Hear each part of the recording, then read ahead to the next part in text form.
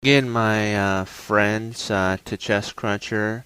This is a games. Me, Bags is white, and Stark10. 10.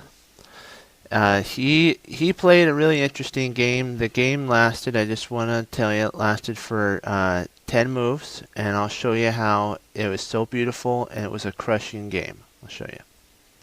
I go D4, knight F6.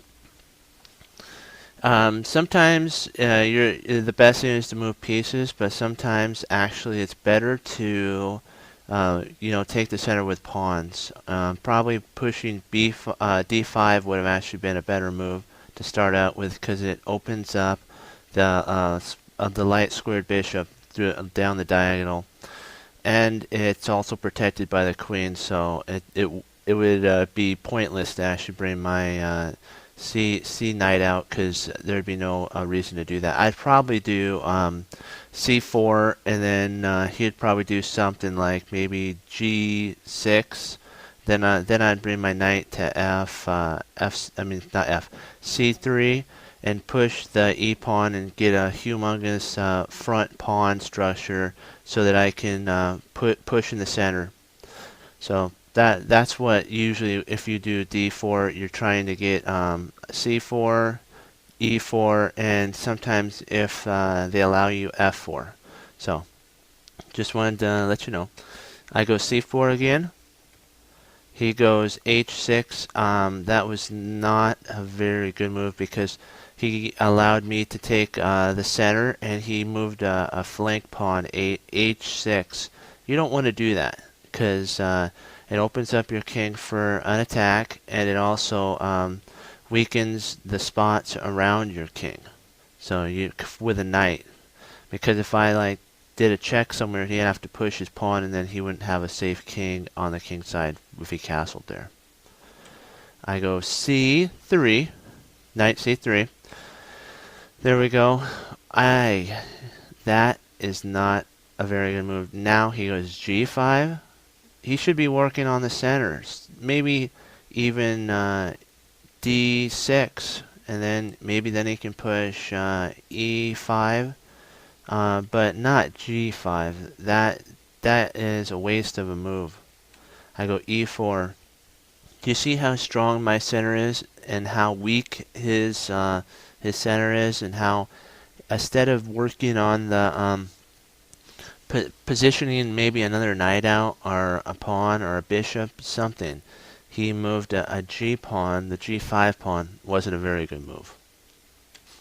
He tried. There we go. He's trying to make. He fianchettoed his bishop to G7, but I don't. That's an okay move, but it's a little late, and he shouldn't castle, but he does in this game. Actually, no, he doesn't. I'm sorry.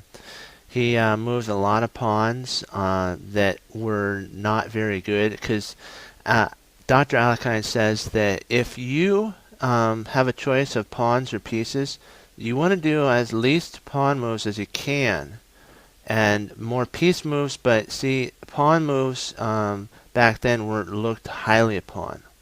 But now they understand that pawns support pieces, and you got to remember one thing: pawns can never move back. Once you move them, they're fixed for life of the board game. So I go E5, pushing out his knight. He goes back to H7. He has nothing in the center. His bishop's biting on granite, and all of his pieces have nothing. I go F4. Now I'm going to open him up like a tin can. Goes G4. F4, sorry. Then I take with my bishop, and now look, I have a bishop, and it's in a beautiful position. Any time I can push my E pawn and unleash the bishop down the B to H2 diagonal. He goes F6. I go knight F3. The reason I did that is I'm not going to take it. It opens up the center, and I can always take with my knight. If he plays F takes E5, I can take knight takes, and then I can always drop my knight into g6, attacking his rook. He has to move, doesn't have any place to castle, and I can even that would even unleash the queen to go to, if you notice, h5, attacking the king, and it would just be a horrible mess. He takes. That was a very bad move. He should have either did something like d6, or maybe e6, something so that his king would have the ability to move. But he just let me win the game with that move. I go bang, knight e5. Now there's no hope. He does have one last attempt.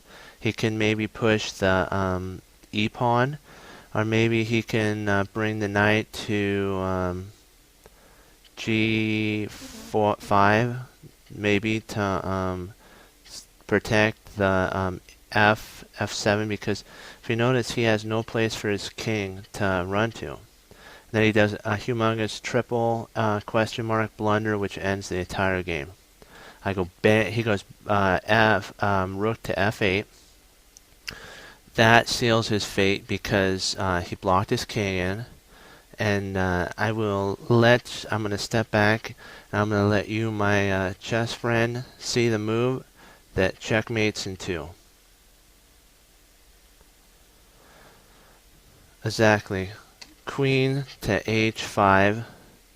It would be a checkmate 2. My opponent resigned. I will tell you why it's a checkmate 2.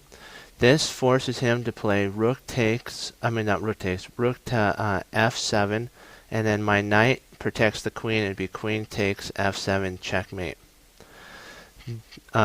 This was a good example of moving pawns not in the center but on the side early in the game, not protecting your king, neglecting the center, neglecting everything that he violated all the the principles. Pawn, get your knights out. Don't put them on the side. Remember, a knight on the side is not very good because it only has 2 or 3 spots that it can jump to. The knight belongs in the center of the board. And you should make, if you're not going to castle, you should make a spot for your king to flee to. He didn't do that this time. All of his pieces, except for 2, were at home, and he trapped in his king. And that was the name of the game. And I hope you learned a lot of principles, and I hope you learned what not to do and what to do. God bless, and I'll see you next time.